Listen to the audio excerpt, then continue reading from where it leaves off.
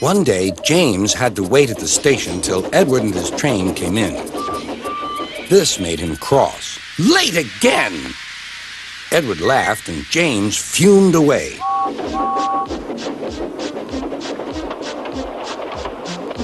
After James had finished his work, he went back to the yard and puffed onto the turntable.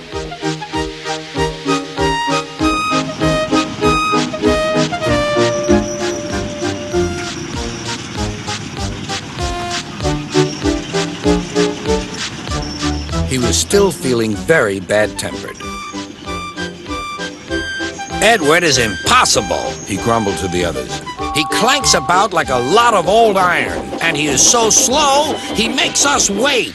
Thomas and Percy were indignant. Old Iron? Slow? Why, Edward could beat you in a race any day. Really, said James. I should like to see him do it.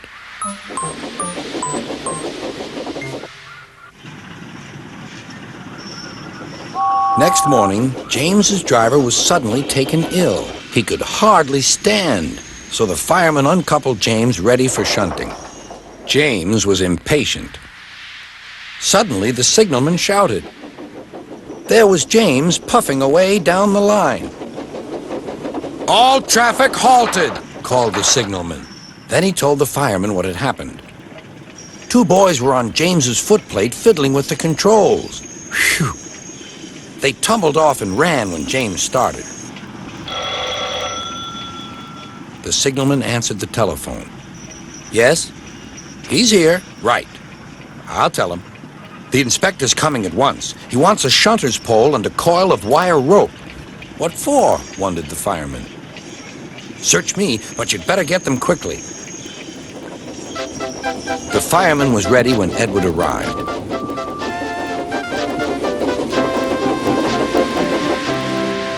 The inspector saw the pole and the rope. Good man, jump in.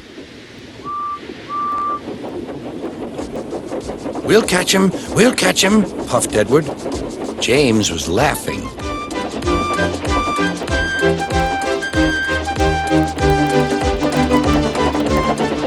What a lark, what a lark, he chuckled to himself. Suddenly, he was going faster and faster. He realized that he had no driver. What shall I do? I can't stop.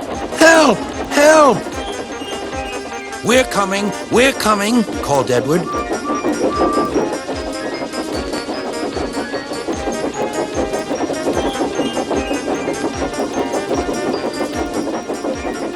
Edward was panting up behind with every ounce of steam he had. At last, he caught up with James.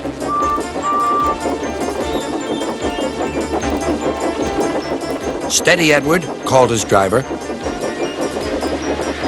The inspector stood on Edward's front, holding a noose of rope in the crook of the shunter's pole. He was trying to slip it over James's buffer. The engines swayed and lurched.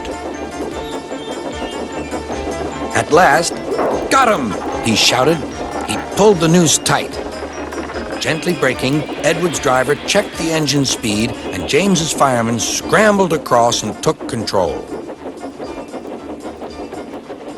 So, the old iron caught you after all, chuckled Edward. I'm sorry, whispered James. Thank you for saving me. You were splendid, Edward. That's all right, replied Edward. The engines arrived at the station side by side. Sir Topham Hatt was waiting. A fine piece of work, he said. James, you can rest and then take your train.